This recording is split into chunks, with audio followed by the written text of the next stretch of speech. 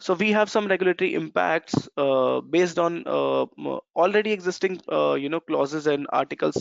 This Article 45 CLP and the requirements, which is existing requirements, and also the recent revisions which have been made. One is distributor to evaluate PCN submission again, because now distributor is a duty holder.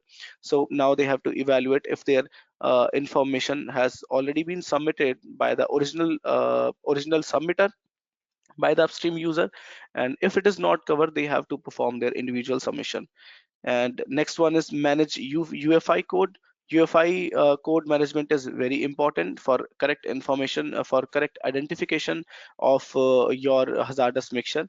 And yes, there were some questions also and queries also on the old stock, if it is already placed, or in EU, if there is some old stock placed, how to manage UFI. So please note that UFI is must for old stock. If you have old stock already present in the market, which on which label UFI is not present, but because the 2025 final transition deadline is passed, so now UFI you have to, it is mandatory requirement that you have to keep or place UFI code on your products, be it if it is an old stock.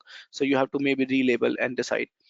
So a third one is that evaluate new hazard classification. You know that there are revisions in ATP versions of CLP as well, and there are revisions in raw material classifications as well, and new identifications of new hazardous classifications now has already been introduced in CLP.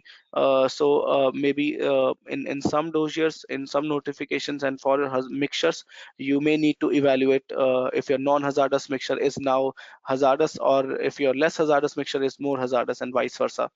And fourth one is review and update submission. This is very important that you timely maintain your PCN submission. Maintenance is very important, and it is a key for successful compliance. So yes, review your old submissions and update your submission timely. And yes, regulatory actions from authorities could be enforcement and penalties, depending on member state to member state.